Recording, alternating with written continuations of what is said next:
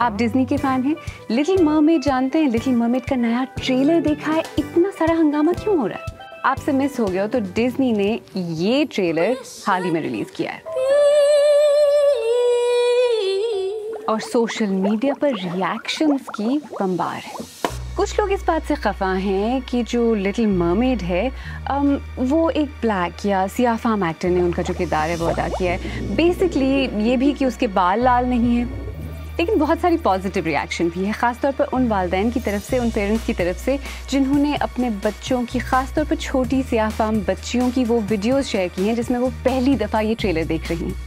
उन बच्चियों में से बहुत सी एक सियाफाम एक्टर को ये किरदार अदा करते हुए, एरियल का जो डिज्नी की बहुत ही मकबूल प्रिंसेस है, बहुत ही खुश, सरप्राइज्ड, एक्साइटेड नज़र आती हैं। और ये किरदार अदा करने वाली एक्टर हैली बेली ने कहा है कि वो बहुत ही ओवरवेल्म हुई थी, बहुत ही इमोशनल था जब उन्होंने ये वीडियोस देखी।